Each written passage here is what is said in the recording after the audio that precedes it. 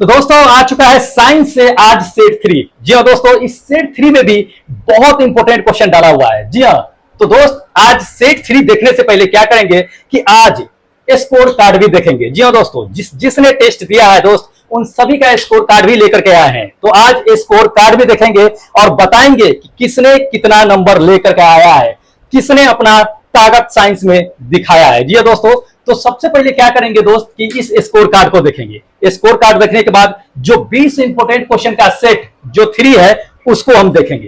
तो क्या करते हैं, सबसे पहले दोस्त स्कोर कार्ड देख लेते हैं, जिसने टेस्ट दिया है उसका नंबर देख लेते हैं। ठीक है, फिर उसके बाद क्या करेंगे हम कि 20 इंपोर्टेंट क्वेश्चन का जो सेट है, कितना इंपोर्टेंट क्वेश्चन है उसको देखेंगे। इसलिए क्या कीजिएगा दोस्त कि शुरू से अंत तक के वीडियो को देखिएगा, स्किप मत कीजिएगा, वरना जो इंपोर्टेंट क्वेश्चन है दोस्त उसे आप स्किप कर दीजिएगा। इसलिए क्या कीजिए कि वीडियो को शुरू से अंत तक के देखिएगा। अगर चैनल अभी तक सब्सक्राइब नहीं किया है तो दोस्त चैनल सब्सक्राइब कर लीजिएगा। अगर पहले से कर रखे हैं तो उसको लाइक कर दीजिएगा और दोस्तों में शेयर कर दीजिएगा। तो चलिए सबसे पहले क्या करते हैं कि इस स्कोर कार्ड को देख लेते हैं। ठीक है, लेकिन स्कोर कार्ड देखने से पहले हम बता देते हैं कि जो लोग नए हैं मेरे चैनल पे, शायद उनको पता ना हो कि मेरे चैनल पे क्या होता है, फर्स्ट टाइम मेरे चैनल पे विजिट किए होंगे, तो मैं उन्हें बता देता हूं कि मेरे दोस्त मेरे चैनल पे प्रत्येक दिन 20 इंपोर्टेंट क्वेश्चन का सेट दिया जाता है, वो भी साइंस का। किसके लिए? ग्रेड 3 के लिए। इसलिए दिया जाता है क्योंकि टेक्नीशियन ग्रेड 3 में दोस्त साइंस 40 नंबर का पूछा जाएगा आपसे। साइंस अगर साइंस आप कमांड कर लेते हैं 40 नंबर तो रिजल्ट ऐसे गिरेगा। इसलिए दोस्त 40 नंबर हम क्या करवा रहे हैं कि कंप्लीट करवा रहे हैं। इसलिए 40 नंबर का साइंस इस पे आपको मिलता रहेगा, डेली प्रत्येक दिन मिलता रहेगा, और उसी से ये टेस्ट भी लिया जाता है जिसका स्कोर कार्ड आपको हम डिस्प्ले करते हैं। दूसरी नंबर बात कि ये जो टेस्ट देख रहे हैं आप, स्कोर कार्ड देख रहे हैं, ये निःशुल्क टेस्ट लिया जाता है, बिल्कुल फ्री में, 1 रुपया कॉस्ट नहीं लगता। आप बिल्कुल फ्री में क्या कर सकते हैं कि साइंस का टेस्ट यहां पे दे सकते हैं। ठीक है, तीसरी नंबर बात कि दोस्त ये जो पढ़ा रहे हैं इसका अगर आपको पीडीएफ लेना है तो दोस्त पीडीएफ आपको टेलीग्राम पे मिलेगा।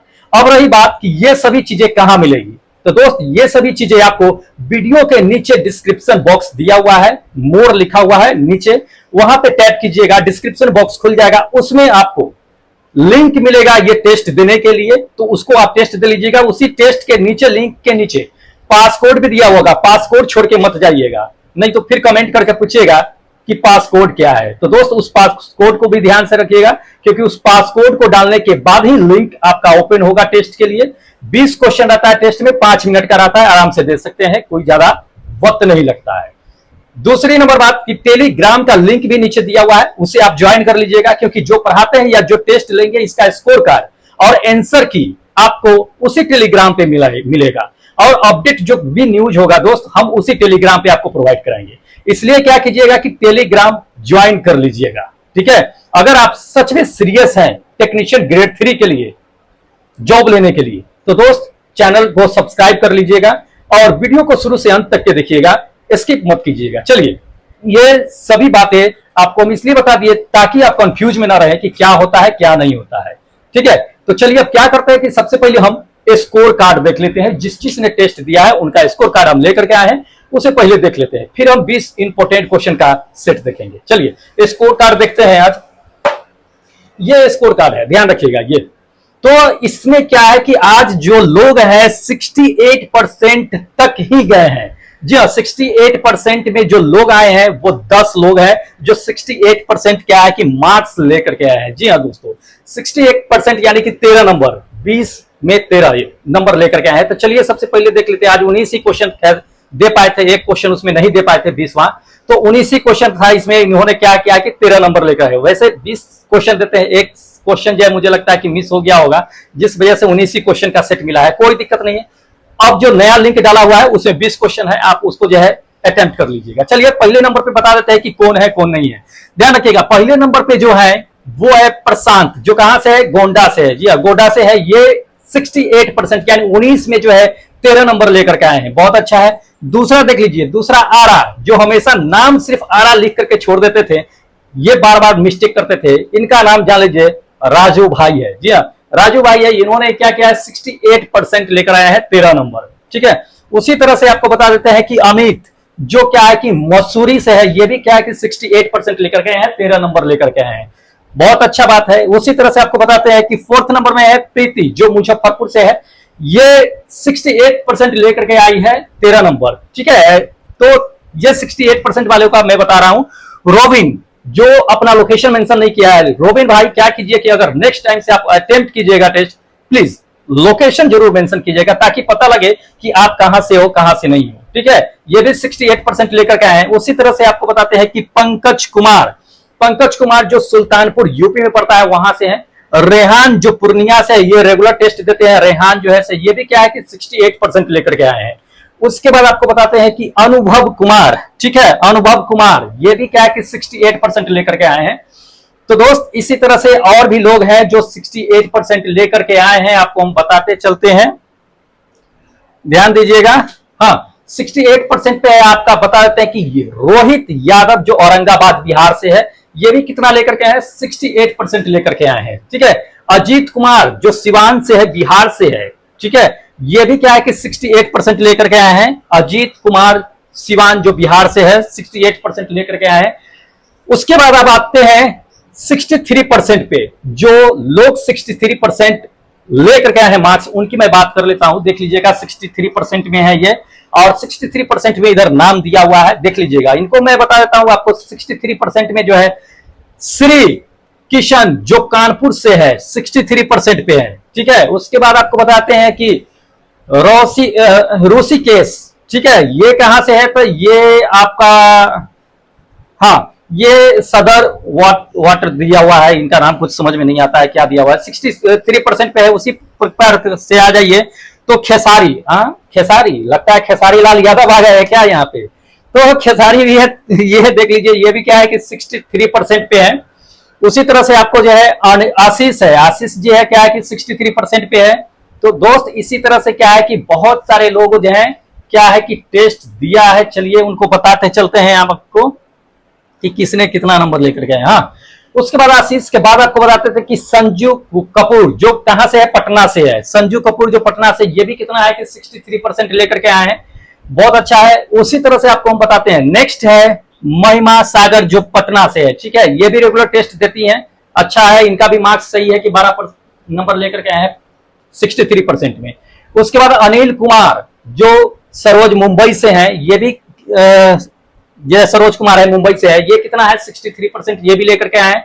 उसके बाद आपको बताते हैं कि दीपू जो नवादा से है, दीपू जो नवादा से है, ये भी कितना लेकर के आए हैं, देख लीजिए, ये भी लेकर के आए हैं 58% है, ये 11 नंबर लेकर के आए हैं। ठीक है, उसके बाद आपको दिलीप कुमार जो नालंदा से है, दिलीप कुमार जो नालंदा से है, ये कितना लेकर के आए, ये भी 58% यानी कि 11 नंबर लेकर के आए हैं। तो इसी तरह से है। उसके बाद देख लीजिएगा मनीष जो BARH दे दिया है, कहां है, बिहार शायद हो सकता है कहां से, तो ये भी क्या है कि ये 58% यानी कि 11 नंबर लेकर के आए हैं। तो दोस्त इसी तरह से बहुत सारे लोगों ने क्या किया है कि टेस्ट को अटेम्प्ट किया है। ठीक है, और आपको आगे बताते हैं कि देख लीजिए अगला जो है ये संतोष कुमार जो कहां से, मसूरी से है, ये भी क्या है कि 58% 11 नंबर लेकर के आए हैं। आकाश जो वाराणसी से है, आकाश जो वाराणसी से है, ये भी कितना है आपका जो है 58 यानी 11% लेकर के आए हैं। बिरजू कुमार जो जयपुर से है, बिरजू कुमार जो जयपुर से है, ये भी कितना है कि 11 नंबर लेकर के आए हैं। उसके बाद आपको एक फेक आईडी है FHD%231 करके, ये पासवर्ड ही इस लिंक का था, वही कॉपी करके इसमें सीधा ऊपर नीचे डाल दिए हैं। ऊपर नाम डालना था, नीचे पासकोड ये वाला डालना था, लेकिन ये पासकोड था, इन्हें दोनों ऊपर ही डाल दिया था। ठीक है, नाम डालना था, ऊपर में लिखा हुआ है पूरा। ये भी कितना लेकर के आए हैं, देख लीजिए, ये 58% यानी 11 नंबर है। नाम लिखा कीजिए कम से कम, राम लखन जो देवघर यानी कि झारखंड से, ये भी रेगुलर टेस्ट देते हैं, राम लखन पंडित करके है, ये देवघर से है। जो लोग रेगुलर देते हैं उनका नाम मुझे पता है कि क्या है क्या नहीं है, ये भी 11 नंबर लेकर के है। उसी तरह से आपको हम बता देते हैं कि गौरव कुमार जो कहां से है, नालंदा से, ये भी टेस्ट देते रहते हैं, ये भी 58% यानी कि 11 नंबर लेकर के आए हैं, ये भी। उसके बाद जो आपको बता देते हैं कि आशीष जो पलामू से है यानी झारखंड में पड़ता है, ये भी कितना लेकर के आए हैं, देख लीजिए 11 नंबर लेकर के आए हैं, ये भी। तो इसी तरह से क्या है कि बहुत सारे लोगों ने क्या किया है कि अटेम्प्ट किया है टेस्ट को, तो कहां तक के हम नाम लेते रहे, बहुत सारे लोग हैं। तो दोस्त जिन जिन का नाम ले लिए हैं, प्लीज क्या कीजिए कि टेलीग्राम ज्वाइन कर लीजिएगा, उसी पर आपको ये सारा स्कोर कार्ड आपको हम भेज देंगे।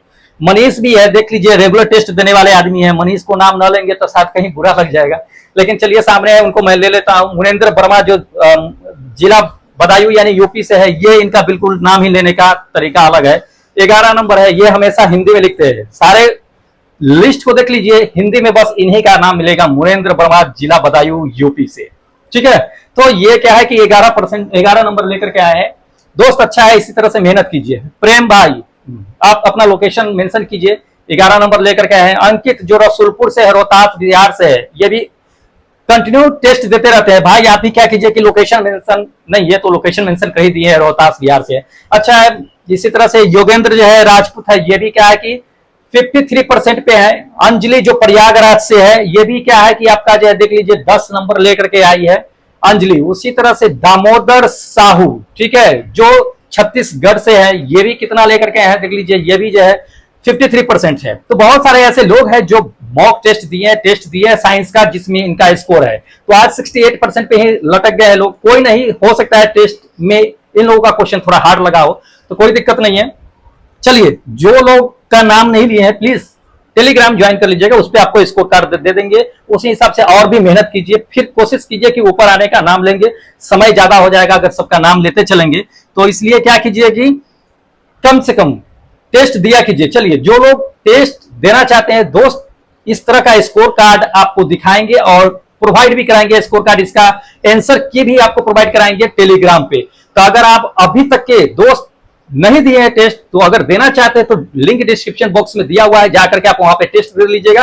स्कोर कार्ड हम लेकर के आएंगे और आपको दिखाएंगे कि कितना मार्क्स आप लेकर के आए हैं, कितना नहीं लेकर के आए हैं। ठीक है, तो चलिए, जो लोग अभी तक चैनल सब्सक्राइब नहीं किए हैं, लग रहा है कि नहीं सब्सक्राइब करना चाहिए, नहीं तो लग रहा है कि नहीं वीडियो देखने के बाद चैनल सब्सक्राइब करना चाहिए, तो दोस्त पूरा वीडियो पहले देख लीजिए, क्वेश्चन क्या है क्या नहीं है, उसके बाद चैनल सब्सक्राइब कर लीजिएगा। चलिए, ज्यादा देर नहीं करते हैं, बहुत ऐसे ही लेट हो गया स्कोर कार्ड दिखाते। शुरू करते हैं 20 क्वेश्चन का। क्वेश्चन नंबर फर्स्ट से, क्वेश्चन नंबर फर्स्ट में इसमें दे दिया है दोस्त, देखिएगा, ये केमिस्ट्री का सेट चल रहा है जिसमें 20 इंपोर्टेंट क्वेश्चन डाला हुआ है, काफी इंपोर्टेंट है, ध्यान दीजिएगा। इसमें क्वेश्चन जो दे दिया है कि पानी से हाइड्रोजन को अलग करने की प्रक्रिया जो होती है वो क्या कहलाता है। जी हाँ, ये एनटीपीसी के एग्जाम में पूछ दिया है, क्वेश्चन इंपोर्टेंट है, ध्यान रखिएगा। पानी से हाइड्रोजन को अलग करने की प्रक्रिया, तो पानी का सूत्र क्या होता है, जल का सूत्र क्या होता है, H2O होता है। उसमें से क्या करते हैं, ऑक्सीजन को और हाइड्रोजन को अलग करने की जो प्रोसेस होती है वो प्रक्रिया क्या कहलाती है, ये बताना है। पहला ऑप्शन देख लीजिए, पहला ऑप्शन आपको दे दिया है कि विद्युत अपघटन कहते हैं, या दूसरा ऑस्मोसिस कहते हैं, या तीसरा आपको दे दिया है कि ओजोनीकरण कहते हैं, या ऑक्सीकरण कहते हैं, क्या कहते हैं। तो ध्यान रखिएगा, पानी से अगर हाइड्रोजन और ऑक्सीजन को जो अलग करने की प्रक्रिया होती है वो विद्युत अपघटन होता है। क्या होगा, विद्युत अपघटन। ये फर्स्ट नंबर मेरा ऑप्शन करेक्ट होगा। विद्युत अपघटन कहने का मतलब अंग्रेजी में इसको इलेक्ट्रोलाइसिस कहते हैं। इलेक्ट्रोलाइसिस के थ्रू क्या करते हैं कि हाइड्रोजन और जो है ऑक्सीजन के अणु को हम लोग अलग करते हैं। हाइड्रोजन अणु को अलग, को जल के हाइड्रोजन और ऑक्सीजन के अणु को अलग करने की क्रिया को ही इलेक्ट्रोलाइसिस कहते हैं। इसको ध्यान में रखिएगा। ये ज्यादातर जो प्रयोग कहाँ किया जाता है, तो औद्योगिक फील्ड जो होता है, इंडस्ट्रियल एरिया, वहां पे इसका ज्यादातर यूज किया जाता है। चलिए, सेकेंड नंबर क्वेश्चन देख लीजिए। सेकेंड नंबर क्वेश्चन में दे दिया कि निम्नलिखित में से कौन सा मिश्रण जो है अलग अलग कीपो या फलनों द्वारा जो है अलग किया जा सकता है। जी हाँ, कीप या फलन के द्वारा क्या किया जा सकता है, अलग अलग किया जा सकता है। किस प्रकार के मिश्रण को किया जा सकता है, पूछा गया है। क्वेश्चन इंपॉर्टेंट है, ध्यान रखिएगा, शुरू से अंत तक की वीडियो देखिएगा, तभी इंपॉर्टेंट क्वेश्चन पता लग पाएगा आपको कि कितना है नहीं है। पहला ऑप्शन देख लीजिए, पहला ऑप्शन आपको दे दिया है कि अल्कोहल और पानी के मिश्रण को अलग कर सकते हैं कीप के द्वारा या फलन के द्वारा, या दूसरा ऑप्शन दे दिया है कि नमक और पानी को, तीसरा आपको दे दिया है इसमें तेल और पानी के मिश्रण को, चौथा आपको दे दिया है कि अल्कोहल और आयोडीन के मिश्रण को। किसके मिश्रण को कीप और फलन के द्वारा अलग कर सकते हैं। जी हाँ दोस्तों, तो ध्यान रखिएगा, ये जो अलग करते हैं कीप और फलन के द्वारा जो अलग करते हैं वो किस टाइप के मिश्रण को करते हैं, तो ये थर्ड नंबर मेरा ऑप्शन होगा, तेल और पानी के मिश्रण को। किसके, तेल और पानी के मिश्रण को। कहने का मतलब यह है कि बीसमांग मिश्रण जो होता है उसको हम क्या कर सकते हैं, कीप और फलन के माध्यम से अलग कर सकते हैं। मिश्रण अब वैसे जो होता है दोस्त दो प्रकार के होते हैं। आपको हम पिछले क्लास में वैसे हम बता दिए थे कि मिश्रण दो प्रकार के मुख्य रूप से होते हैं। कौन कौन होते हैं, तो एक समांग मिश्रण होता है, एक द्विसमांग मिश्रण होता है। समांग मिश्रण किसको कहते हैं, जब दो या दो से अधिक पदार्थ को आपस में मिलाते हैं, मिलाने के बाद आपको डिसाइड नहीं कर पाइएगा कि इसमें क्या मिला हुआ है नहीं मिला हुआ है, वो आंखों से नहीं दिखेगा कि इसमें क्या मिला हुआ है। जैसे कि मान लीजिए कि नमक पानी का मिश्रण, दोनों का घोल तैयार कर लीजिए, क्या आपको पता लगेगा कि इसमें नमक है। एक गिलास में नमक पानी का घोल, एक गिलास में चीनी पानी का घोल, ऊपर से दोनों देखिएगा, दोनों लगेगा कि दोनों एक ही तरह का घोल है, जिसे हम डिसाइड नहीं कर सकते, आंखों से देखा नहीं जा सकता है। वैसे मिश्रण को समांग मिश्रण के रूप में रखते हैं। एग्जाम्पल बताए दिए हैं, चीनी पानी का घोल समांग मिश्रण आएगा, उसी तरह का जो भी घोल होगा वो सब समांग मिश्रण में आता है। बी समांग मिश्रण आपको हम बता देते हैं कि जिसको हम डिसाइड कर लेते हैं कि इसमें ये चीजें मिला हुआ है। बी समांग होता है मिलाने के बाद वो पूरी तरह से क्या होता है कि आपस में एक दूसरे से घुल मिल नहीं जाते हैं, हम उसको डिसाइड कर लेते हैं कि इसमें ये चीजें मिला हुआ है। जिससे कि मान लीजिए कि मिट्टी में बालू कंकर है तो उसको डिसाइड कर लेते हैं ना कि बालू कंकर मिला हुआ है। पानी में तेल है या तेल में पानी है, दोनों मिला हुआ है ना, डिसाइड कर लेते हैं कि इसमें तेल है, ऊपर ही दिखने लगता है। वो बीज समांग मिश्रण होता है, पूरी तरह से क्या होता है कि मिला हुआ नहीं होता है। और ये पूछा जाता है, पूछ देगा आपको कि निम्नलिखित में कौन जो है बीज समांग मिश्रण है, तो चूज कर लीजिएगा, आराम से पूछा जाता है। चलिए अगला क्वेश्चन देख लीजिए। अगला क्वेश्चन इसमें दे दिया कि निम्नलिखित में से कौन सा कारक जो है वाष्पीकरण की दर को कम कर देता है। जी हाँ, वेपराइजेशन जो होता है उसको क्रिया को कम कर देता है, तेजी से वाष्पीकरण हो के और जो उसको कम कर देता है कि धीरे धीरे वाष्पीकरण हो।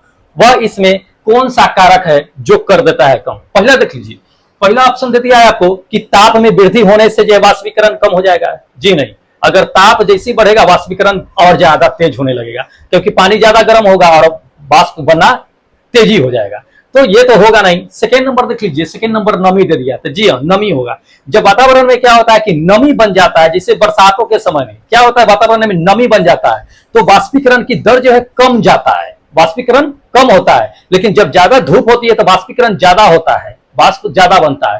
तो नमी की वजह से वातावरण में अगर नमी आ जाए तो वाष्पीकरण की दर को कम कर देता है।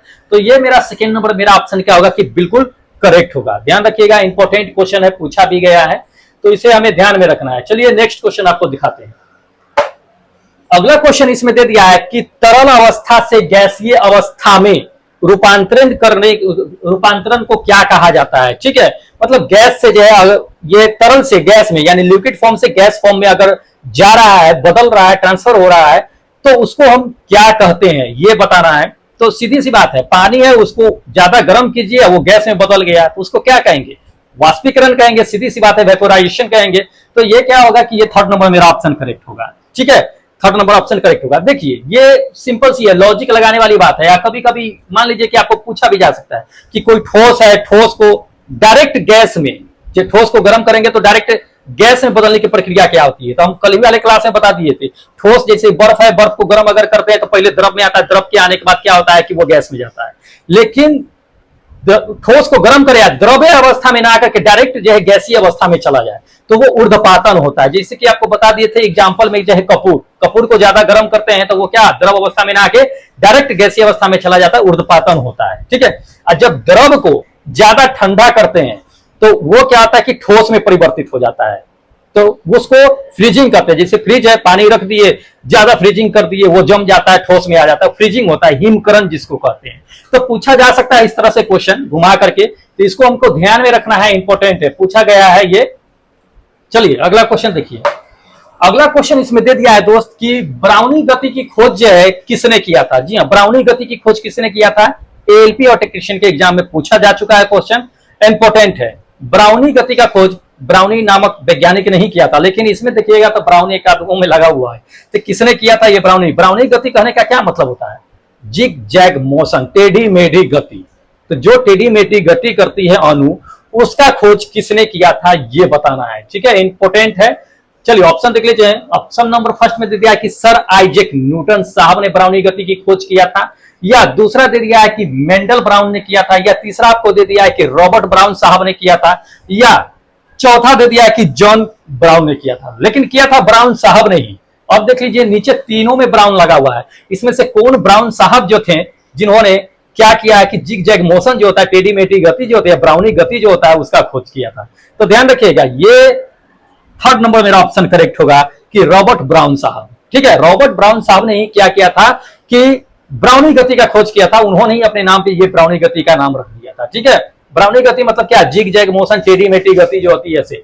तो कोलाइडी बिलियनों में अगर चले जाइएगा, कोलाइडी जितने भी बिलियन होते हैं उसमें क्या होता है, कण होते हैं, मॉलिक्यूल्स, छोटे छोटे पार्टिकल्स होते हैं, वो क्या होते हैं टेढ़ी मेढ़ी जो है गति करते रहते हैं। उसी को उन्होंने माइक्रोस्कोप से देखा था, उसकी गति का नाम अपने नाम पे रख दिया कि नहीं ये ब्राउनी गति है, रॉबर्ट ब्राउन साहब ने किया था। ध्यान रखिएगा, बिलियन कहने का मतलब क्या था, कोलाइडी बिलियन कहने का मतलब क्या था, जिसे कभी कभी पूछ देता है कि कोलाइडी बिलियन कौन सा होता है, जैसे कि दूध, स्याही, ब्लड जो होता है, ये सब क्या होता है कि कोलाइडी बिलियन में आता है। ध्यान रखिएगा, कोलाइडी बिलियनों में क्या होता है कि कणों का जो आकार होता है वो कितना होता है, पूछा जाता है ये। तो ध्यान रखिएगा 10 के पावर -9 मीटर से लेकर के 10 के पावर जो है -7 मीटर के आसपास में होता है ये कोलाइडी बिलियन का आकार। ठीक है, तो ये पूछा जाता है, इंपॉर्टेंट है, ध्यान में रखना है इस चीज को।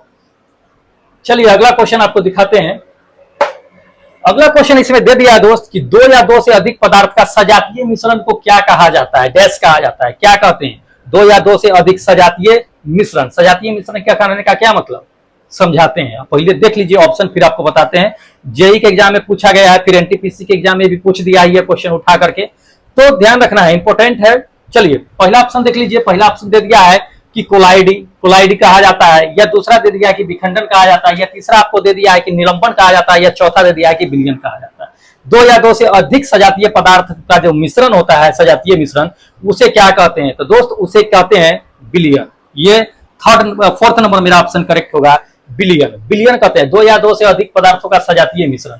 अब समझ लीजिए, इसको कभी कभी दूसरे तरीका से क्वेश्चन ये पूछ देता है कि विलयन और विलायक के समांग मिश्रण को क्या कहते हैं। तो विलय और विलायक के मिश्रण, तो विलय और विलायक, विलय मतलब क्या होता है, जल, और विलायक मतलब जो उसमें घुल जाता है जिसके नमक हो गया, तो नमक पानी का जो मिश्रण, 2 या 2 से अधिक पदार्थों का सजातीय मिश्रण क्या, समांग मिश्रण हो गया। सजातीय मिश्रण मतलब समांग मिश्रण हो गया, तो वो क्या कहलाता है, विलयन कहलाता है। तो इसको ध्यान में रखिएगा, पूछा जाता है ये। चलिए अगला क्वेश्चन दिखाते हैं। अगला क्वेश्चन इसमें दे दिया कि फ्लोरीन में डैश कार्बन परमाणु मौजूद होते हैं। जी हाँ, फ्लोरीन में कितने कार्बन परमाणु मौजूद होते हैं ये बताना है। ऑप्शन देख लीजिए, ऑप्शन नंबर फर्स्ट में दे दिया है कि 48 होते हैं, या दूसरा 60 होते हैं, या तीसरा आपको दे दिया है कि 4 होते हैं, या चौथा दे दिया है कि 32 होता है। कितने फ्लोरीन में कार्बन परमाणु मौजूद होते हैं, तो ध्यान रखिएगा, फ्लोरीन जो होता है वो कार्बन का ही अपरूप होता है। कार्बन का अपरूप वैसे आप जानते होइएगा कि कौन कौन होता है, हीरा और ग्रेफाइट, लेकिन फ्लोरीन भी क्या है कि कार्बन का ही अपरूप है, इसलिए इसमें कार्बन की परमाणु पूछ रहा है कि कितने कार्बन परमाणु मौजूद होते हैं। तो ध्यान रखिएगा, फ्लोरीन में जो कार्बन परमाणु मौजूद होते हैं, ये सेकेंड नंबर मेरा ऑप्शन करेक्ट होगा, 60 जो है क्या होते हैं कि कार्बन परमाणु इसमें मौजूद होता है। ठीक है, फ्लोरीन किसका अपरूप है, कार्बन का, ध्यान रखिएगा इस चीज को। चलिए पूछा भी जाता है। अगला क्वेश्चन देख लीजिए, दे दिया है 2 या 2 से अधिक 2 या 2 से अधिक जो है रूपों में किसी तत्व का होना, और भौतिक गुण क्या होता है कि बिल्कुल अलग होना लेकिन रासायनिक गुण समान होना, क्या कहलाता है। जी हाँ, कोई अगर पदार्थ है 2 या 2 से अधिक रूप में मौजूद है, उसका भौतिक गुण बिल्कुल अलग है लेकिन रासायनिक गुण जो है बिल्कुल समान होता है, तो वो क्या कहलाता है। जी हाँ, तो हम लोग सब अच्छी तरह से जानते हैं कि 2 या 2 से अधिक रूपों में अगर पाया जाता है कोई भी पदार्थ, तत्व कोई, तो उसको हम अपरूप के नाम से जानते हैं। ठीक है, कई बार ये क्वेश्चन पूछा गया है, इंपॉर्टेंट है, ध्यान में रखिएगा। तो 2 या 2 से अधिक रूपों में जो पाया जाता है तत्व, एलिमेंट, उसको हम अपरूप के नाम से जानते हैं, अपरूपता के नाम से जानते हैं। ये थर्ड नंबर मेरा ऑप्शन करेक्ट होगा, अपरूपता के नाम से जानते हैं। अब अपरूपता में आता कौन सा है, तो जैसे हम आपको अभी जस्ट थोड़ा देर पहले वाले क्वेश्चन में बता दिए कि अपरूपता कौन है, जैसे कि कार्बन का आपको बता दिए, कार्बन के कौन कौन से अपरूप होते हैं, हीरा, ग्रेफाइट, फ्लोरीन और भी होते हैं। तो ये क्या होते हैं कि अपरूप होते हैं। इसके क्या होते हैं कि सभी के भौतिक गुण जो होते हैं बिल्कुल अलग होता है। भौतिक गुण कहने का जैसे हीरा को देख लीजिए, चमकता है ना, भौतिक गुण है उसका। ग्रेफाइट ले लीजिए, उतना नहीं शाइन करता, फ्लोरीन उतना शाइन नहीं करता है, तो इसका भौतिक, लेकिन रासायनिक गुण में चले जाइएगा, स्ट्रक्चर में चले जाइएगा रासायनिक के, तो वो उसके समान होते हैं। ठीक है, चलिए अगला क्वेश्चन देख लीजिए। अगला क्वेश्चन इसमें दे दिया कि सामान्यतः परमाणु के नाभिक में डैश होते हैं। जी हाँ, परमाणु के नाभिक में क्या मौजूद होता है ये बताना है। ये पूछा जा चुका है, जेई के एग्जाम में पूछ दिया है, इंपॉर्टेंट है, ध्यान रखिएगा। परमाणु के नाभिक की अगर बात करता है तो परमाणु के नाभिक में जो होता है, ये फर्स्ट नंबर मेरा ऑप्शन करेक्ट होगा कि प्रोटॉन और न्यूट्रॉन मौजूद होता है। शायद अगर आप पढ़े होइएगा तो कहीं पता होगा कि परमाणु के नाभिक में क्या होता है कि प्रोटॉन और न्यूट्रॉन होता है। दिखा देते हैं, ये परमाणु हो गया, परमाणु के नाभिक में हमेशा क्या होता है कि प्रोटॉन और न्यूट्रॉन मौजूद होता है। इलेक्ट्रॉन क्या होता है कि इसके चारों ओर जो है चक्कर लगाते रहता है। कभी कभी ये भी पूछ देता है कि इलेक्ट्रॉन, ध्यान रखिएगा, इलेक्ट्रॉन जो होता है उस पर नेगेटिव चार्ज होता है, कितना होता है अगले क्वेश्चन में बता देंगे। प्रोटॉन और न्यूट्रॉन इसके केंद्र में उपस्थित होता है। प्रोटॉन पे पॉजिटिव चार्ज होता है, ध्यान रखिएगा। न्यूट्रॉन पे कोई आवेश नहीं होता है, वो आवेशहीन होता है। ये पूछ देता है कभी कभी कि प्रोटॉन का खोज किसने किया था, तो ध्यान रखिएगा प्रोटॉन का खोज जो है गोल्डस्टीन साहब ने किया था, और आपका न्यूट्रॉन का खोज जो है किसने किया था? जेम्स चैडविक साहब ने किया था। तो ये कभी कभी पूछ देता है, इसको ध्यान में रखना है। चलिए अगला क्वेश्चन आपको दिखाते हैं। अगला क्वेश्चन इसमें दे दिया है आपको कि विद्युत तटस्थीय और कमजोर सूक्ष्माणु यानी परमाणु का सूक्ष्म रूप ही कहता है, उस पर परस्पर प्रभाव होता है। किसका प्रभाव होता है? तो ध्यान रखिएगा, ये विद्युतीय जो है आपका कहता है तटस्थीय और सूक्ष्माणु पर जो है किसका प्रभाव होता है परस्पर बताते हैं आपको। ये फर्स्ट नंबर न्यूट्रॉनों का होता है। किसका प्रभाव होता है? न्यूट्रॉनों का। ध्यान रखिएगा, इंपॉर्टेंट है, ये पूछा गया है ये क्वेश्चन। न्यूट्रॉनों का परस्पर प्रभाव होता है। चलिए अगला क्वेश्चन देख लीजिए। अगला क्वेश्चन इसमें दे दिया कि रदरफोर्ड के अल्फा कण के प्रकरणित जो है फलस्वरूप क्या खोजा गया था? जी हाँ, जब रदरफोर्ड साहब 1911 में अपना प्रयोग किए थे परमाणु मॉडल, उस समय क्या खोजा गया था?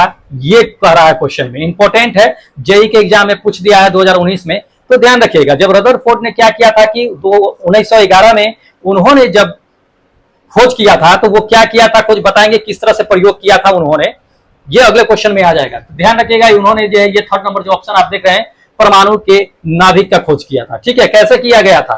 तो उन्होंने क्या, सोने के पत्थर था, उस पर अल्फा कण से आघात कराया था, उसके हिसाब से उन्होंने क्या किया कि बहुत आर पार हो गया, बहुत रिटर्न आ गया था, ये बताएंगे डिटेल से। ठीक है, तो उसी के हिसाब से उन्होंने क्या किया था, जो केंद्र से वापस आ गया था, उसी समय उन्होंने पता लगाया कि नहीं, ये परमाणु के नाभिक है, इसमें मौजूद है। ठीक है, तो ये चीज था। चलिए अगला क्वेश्चन देख लीजिए। अगला क्वेश्चन आपको बता दें कि इलेक्ट्रॉन के समतुल्य प्रतिद्रव्य कणों को डैश कहा जाता है। क्या कहा जाता है? इलेक्ट्रॉन के समतुल्य प्रतिद्रव्य के कणों को क्या कहा जाता है, ये बताना है। एनटीपीसी के एग्जाम में पूछ दिया है ये क्वेश्चन, इसलिए इंपॉर्टेंट है। ध्यान रखिए, पहला ऑप्शन दे दिया है कि न्यूट्रॉन, दूसरा ऑप्शन दे दिया है आपको प्रोटॉन, तीसरा दे दिया है कि एंटी इलेक्ट्रॉन, और चौथा आपको दे दिया है कि पॉजिट्रॉन। क्या कहते हैं? तो ध्यान रखिएगा, इलेक्ट्रॉनों के समतुल्य जो प्रतिद्रव्य कण होते हैं दोस्त, उसे कहा जाता है, ये फोर्थ नंबर, पॉजिट्रॉन कहा जाता है। इसको ध्यान में रखिएगा, समझ लीजिए। पॉजिट्रॉन जो होता है, आपको हम बता देते हैं कि पॉजिट्रॉन जो होता है वो इलेक्ट्रॉन परमाणु में पाए जाने वाला एक मौलिक कण होता है, एक छोटा सा कण होता है, जिसका खोज है कार्ल डी एंडरसन ने किया था। कार्ल डी एंडरसन ने किया था। अब इसका द्रव्यमान और बता देते हैं आवेश जो होता है वो इलेक्ट्रॉन के आवेश और द्रव्यमान के बराबर होता है पॉजिट्रॉन का। ठीक है, और इसे जो है दोस्त एंटी कण भी कहा जाता है। किसका एंटी कण? इलेक्ट्रॉन का एंटी कण के नाम से भी जानते हैं। तो ध्यान रखिएगा, पूछे जाने की संभावना है, नोट करते चलिएगा। देख लीजिए अगला क्वेश्चन आपको दे दिया है जो इंपॉर्टेंट है, जेई के एग्जाम में पूछ दिया और एनटीपीसी के एग्जाम में भी पूछ दिया। ये कई बार ये पूछे भी जाते हैं कि इलेक्ट्रॉन का खोज किसने किया था, कई बार पूछा जाता है, जनरली उठा करके ये क्वेश्चन डाल देता है। तो जेई और एनटीपीसी के एग्जाम में पूछ दिया है, इंपॉर्टेंट है। पहले तो एनटीपीसी के बाद एग्जाम में पूछा, फिर उसी को उठा करके जेई के एग्जाम में पूछ दिया। अदर एग्जाम की अगर बात करें, अगर देख लेंगे क्वेश्चन, तो बहुत बार ये क्वेश्चन पूछा गया है, लेकिन हम सिर्फ आरआरबी में जो पूछा गया है उसी पर हम चर्चा कर रहे हैं। ठीक है, तो ध्यान रखिएगा, ये पहला ऑप्शन देख लीजिए। पहला ऑप्शन दे दिया है आपको कि नील्स बोर, दूसरा दे दिया कि जे थॉमसन, तीसरा दे दिया है आपको कि अल्बर्ट आइंस्टीन, और चौथा अर्नेस्ट जो है रदरफोर्ड। तो इलेक्ट्रॉन का खोज किसने किया था? तो दोस्त इलेक्ट्रॉन का जो खोज किया था ये हमारे साहब जो थे जे थॉमसन साहब, उन्होंने ही क्या किया था कि इलेक्ट्रॉन का खोज किया था। ठीक है, अब थोड़ा सा इलेक्ट्रॉन के बारे में जान लीजिए कि पूछ देता है कभी कभी क्या है क्या नहीं है, तो इस पॉइंट को नोट करिएगा कि इलेक्ट्रॉन का खोज तो वैसे हम जान गए कि जे थॉमसन साहब ने ही किया था, लेकिन इलेक्ट्रॉन का द्रव्यमान कितना होता है, कभी कभी ये पूछ देता है कि इलेक्ट्रॉन का द्रव्यमान मास जो होता है वो कितना होता है। तो इलेक्ट्रॉन का द्रव्यमान याद रखिएगा 9.1 into 10 to the power -31 kg होता है। ग्राम में ले जाना है तो उसको जो है बढ़ा दीजिए, पावर को ग्राम में चला जाएगा, 34 हो जाएगा। ठीक है, उसी तरह से पूछा यह भी जाता है कि इलेक्ट्रॉन पर जो होता है उसका आवेश कितना होता है, तो नेगेटिव में होता है, या तो उसका कभी कभी आपको दे देगा कि ऋण आवेश 1.6 into 10 to the power -19 coulomb, या माइनस लगा देगा 1.6 into 10 to the power -19 coulomb के आगे, 1.6 के आगे माइनस लगा देगा। ये उतना क्या होता है कि इलेक्ट्रॉन का चार्ज होता है, आवेश होता है, कई बार पूछा गया है। ये भी पूछा जाता है कि प्रोटॉन का कितना होता है, तो जितना इलेक्ट्रॉन का होता है उतना प्रोटॉन का होता है, लेकिन इलेक्ट्रॉन नेगेटिव में होता है, प्रोटॉन पॉजिटिव में होता है, तो उतना ही होता है, लेकिन धन आवेश में होता है। ध्यान रखिएगा इस चीज। और रही बात न्यूट्रॉन की, तो न्यूट्रॉन पे कोई चार्ज नहीं होता, उसका कोई आवेश नहीं होता है, ध्यान रखिएगा, वो उदासीन होता है। तो ये पूछा जाता है। चलिए अगला क्वेश्चन देख लीजिए। अगला क्वेश्चन आपको दे दिया कि निम्नलिखित में से किन कणों में क्या होता है कि सकारात्मक आवेश होता है, यानी कि धनात्मक आवेश होता है। पूछने का तरीका ये सकारात्मक, नकारात्मक। तो ध्यान रखिए, सकारात्मक यानी कि पॉजिटिव आवेश, धन आवेश। तो धन आवेश इसमें से किसका होता है? न्यूट्रॉन का तो आपको आवेश नहीं होता है, ये उदासीन होता है। प्रोटॉन का पॉजिटिव होता है, ये मेरा सेकेंड नंबर करेक्ट होगा। इलेक्ट्रॉन पे तो नेगेटिव आवेश होता है, ये तो पता ही है। तो ये एनटीपीसी के एग्जाम में पूछ दिया, देख लीजिए कैसे घुमा करके क्वेश्चन को दिया जाता है। देख रहे हो विनोद, है ना?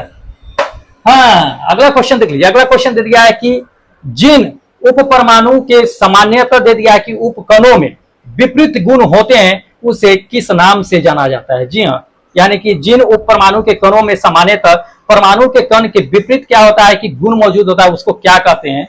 पहला ऑप्शन देख लीजिए। पहला ऑप्शन दे दिया है कि पॉजिट्रॉन कहते हैं, एनटीपीसी के एग्जाम में पूछ दिया है, पॉजिट्रॉन कहते हैं। या दूसरा दे दिया है कि प्रतिकण कहते हैं, या तीसरा आपको दे दिया है कि फोटोन कहते हैं, या चौथा दे दिया है कि न्यूट्रॉनों कहते हैं।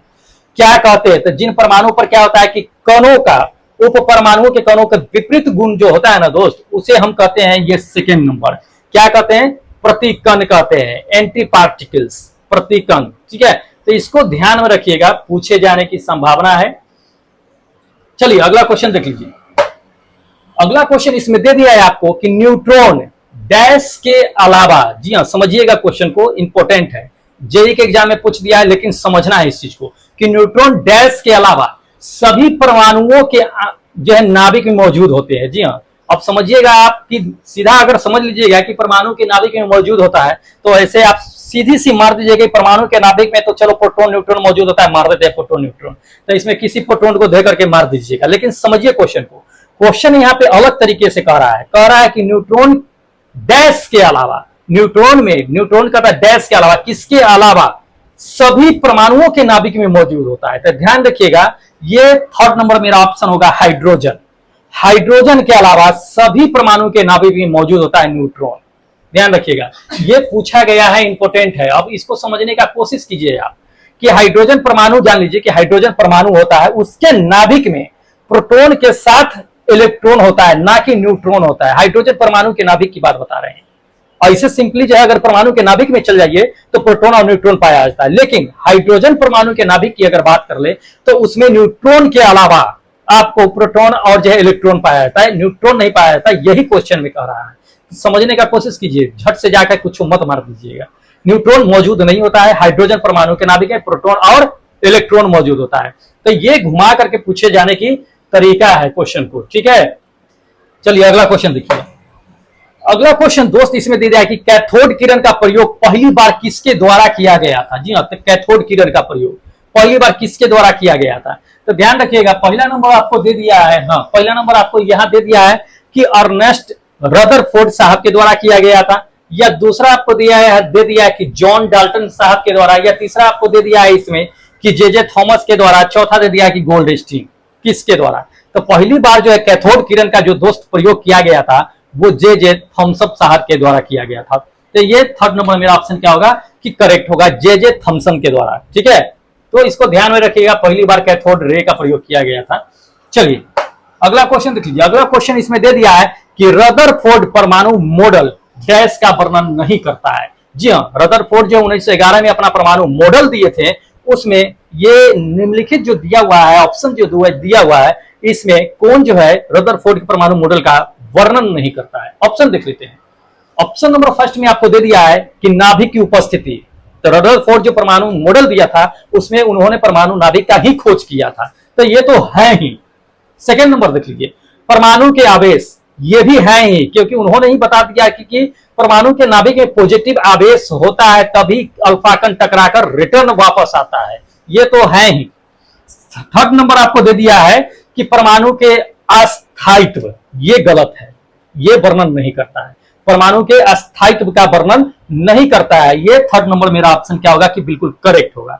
अब हम आपको समझा देते हैं पूरी तरीका से कि रदरफोर्ड का परमाणु मॉडल क्या था और क्या नहीं था। ठीक है, ध्यान दीजिएगा, ये रदरफोर्ड का परमाणु मॉडल था। उन्होंने क्या किया था, रदरफोर्ड साहब, 1911 की बात है, 1911 में रदरफोर्ड साहब ने क्या किया था कि एक अल्फा कण, रेडियोधर्मी से निकले हुए अल्फा कण से क्या किया था, एक सोने की पतली पत्थर ली थी और उस पर उन्होंने क्या किया था कि आघात कराया था। क्या कराया था? आघात कराया था। आघात कराने के बाद क्या हुआ कि अल्फा कण जो था वो उस पत्ती से बहुत जो कण थे कि आर पार निकल गए थे, बहुत कुछ जो है मुड़ गए थे, और जो सेंटर से होकर के जा रहे थे वो उसी दिशा में रिटर्न वापस आ गए थे। तो रदरफोर्ड ने ये कहा कि पत्थर जो हम ये सोने के लगा रखे हैं उसके सेंटर में पहले से कोई ना कोई पॉजिटिव जो आवेश मौजूद है, तभी अल्फा कण क्या हो रहा है कि जा रहा है और मुड़ जा रहा है, सेंटर से जाते ही रिटर्न आ जा रहा है वापस। तो उसी समय उन्होंने क्या किया था कि परमाणु नाभिक का खोज किया था। और ये सवाल पूछा भी जाता है, आपको बता देते हैं, ये सवाल पूछा भी जाता है कि रदरफोर्ड साहब ने किस पर जो है क्या किया था कि अल्फा कण का प्रक्षेपित किया था, अल्फा कण जो है मतलब कि अल्फा कण से उन्होंने आघात कराया था। तो ध्यान रखिएगा, सोने की पतली पत्थर था या पन्ना कहिए सोने का, उस पर उन्होंने क्या क्या कराया था, आघात कराया था। ये जेई के एग्जाम में पूछ दिया है। दूसरे नंबर ये को सवाल पूछा जाता है कि रदरफोर्ड जो प्रयोग किए थे उसके अनुसार फलस्वरूप उन्होंने क्या प्राप्त किया था, क्या खोज किया था। तो दोस्त उन्होंने परमाणु के नाभिक का खोज किया था। ये भी जेई के एग्जाम में पूछ दिया है क्वेश्चन। तो ध्यान रखिएगा ये चीजें, रदरफोर्ड साहब से ये सभी सवाल जो है पूछे जाते हैं या पूछे जाने की संभावना है। चलिए अगला क्वेश्चन दिखाते हैं। अगला क्वेश्चन देख लीजिए, इसमें दे दिया है कि बोर के एटम मॉडल की अवधारणा, ठीक है, के अनुसार क्या होता है जब इलेक्ट्रॉन ऊर्जा जो है क्या होता है कि फोटोन से आवेशित करता है, बोर के मॉडल परमाणु मॉडल के अकॉर्डिंग। तो ध्यान रखिएगा, बोर के मॉडल परमाणु अकॉर्डिंग हम आपको बताते हैं कि जब इलेक्ट्रॉन को ऊर्जा जो है फोटोन में आवेशित होता है तो होता क्या है उनके अनुसार। ऑप्शन देख लीजिए, ऑप्शन नंबर फर्स्ट में आपको दे दिया है इसमें कि वह एक ही कक्षा में रहता है और तेजी से क्या करता है कि दोलन करता है, क्या ये है। या दूसरा आपको इसमें दे दिया है कि यह प्रकाश उत्सर्जित करता है। तीसरा दे दिया है इसमें कि यह भीतरी कक्षा में जाता है। या चौथा इसमें दे दिया है कि यह अगले कक्षा में क्या होता है कि बाहर हो जाता है। तो ध्यान रखिएगा, ये फोर्थ नंबर मेरा ऑप्शन करेक्ट होगा, ठीक है, कि बोर्स के परमाणु मॉडल के अकॉर्डिंग इसमें कहा गया है, आपको बता देते हैं कि जब कोई परमाणु में क्या होता है कि इलेक्ट्रॉन्स जो होते हैं वो चक्कर लगाते रहते हैं, जब वह अपना क्या होता है कि ऊर्जा प्राप्त कर लेता है तो वह जंप करके अगली कक्षा में चला जाता है, उड़ करके कूद करके बाहरी कक्षा में चला जाता है, फिर वह अपना ऊर्जा प्राप्त कर लेता है, फिर जंप करके क्या करता है कि अगले कक्षा में चला जाता है।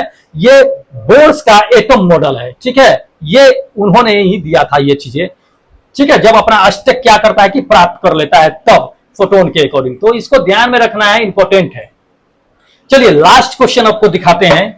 लास्ट क्वेश्चन है, 20वां क्वेश्चन है, इंपॉर्टेंट है, ध्यान दीजिएगा। इसमें क्वेश्चन दे दिया है कि इनमें से दे दिया है कि किसे नाभिकीय भौतिक का जनक माना जाता है। जी हाँ, नाभिक के भौतिक का जो है भौतिकी का जनक माना जाता है, मतलब कि नाभिक का खोज किया था। तो हम लोग अच्छी तरह से जानते हैं, अभी थोड़ी देर पहले हमने चर्चा किया है कि किसने परमाणु के नाभिक का खोज किया था। जी हाँ, किसने नाभिक का खोज किया था, आप देख लीजिए, ऑप्शन देख लीजिए। पहला ऑप्शन दे दिया है कि नील बोर ने किया था, या दूसरा जे थॉमसन साहब ने किया था, या रदरफोर्ड साहब ने किया था, या चैडविक साहब ने किया था। किसने नाभिक के परमाणु मॉडल का खोज किया? परमाणु मॉडल तो दिए ही थे, किसने दिया था? साहब ई रदरफोर्ड, आइंस्टाइन रदरफोर्ड साहब ने ही क्या किया था कि परमाणु के नाभिक का खोज किया था। ये थर्ड नंबर मेरा ऑप्शन करेक्ट होगा। तो इसमें कहने वाली बात ही नहीं है कि किसने भौतिक नाभिकीय भौतिक का जनक किसे माना जाता है, रदरफोर्ड साहब को माना जाता है। तो दोस्त ये अपना 20 इंपोर्टेंट क्वेश्चन है दोस्त, इससे आने की संभावना बहुत ज्यादा है टेक्नीशियन ग्रेड 3 में। इसलिए दोस्त क्या कीजिए कि इसका नोट्स बना करके पढ़ा कीजिए, पहले बता दिए है, उम्मीद है कि नोट्स बना करके पढ़ते रहिएगा। चलिए, अगर अभी तक लगता होगा कि नहीं आपके लिए बेनिफिट नहीं है तो दोस्त चैनल सब्सक्राइब मत कीजिएगा, लेकिन लगे कि बेनिफिट है अगर आपके लिए तो दोस्त चैनल सब्सक्राइब कर लीजिए, क्योंकि 20 इंपोर्टेंट क्वेश्चन का सेट हम डेली लेकर के आते हैं। ठीक है, अभी तक 1500 क्वेश्चन प्रोवाइड करा दिए, ये तीसरा सेट चल रहा है, 60 क्वेश्चन ये हो गया। टेस्ट के हिसाब से देखा जाए तो 21 को टेस्ट हो चुका है, जिसमें 20-20 क्वेश्चन था। 21 कहने का मतलब कि 420 जो है क्वेश्चन मैंने उसमें भी दे दिया है, तो 1500 उधर 400, ये 1900 मतलब 2000 लगभग क्वेश्चन मैंने साइंस से प्रोवाइड करा दिया है। अब 40 नंबर कवर ना हो ऐसा हो नहीं सकता है। ठीक है, तो 40 नंबर कवर करवा ही देंगे, इसलिए क्या कीजिए, आपके लिए बेनिफिट है ये चैनल को सब्सक्राइब कर लीजिए। और टेस्ट अगर नहीं दिए तो जाकर के लिंक नीचे दिया हुआ है, टेलीग्राम भी ज्वाइन कर लीजिएगा, टेस्ट भी दे लीजिएगा और अपने दोस्तों में भी शेयर कर दीजिएगा। वीडियो अच्छा लगा हो तो लाइक भी कर दीजिएगा। चलिए फिर मिलते हैं एक नए वीडियो के सेट के साथ, तब तक जय हिंद दोस्तों।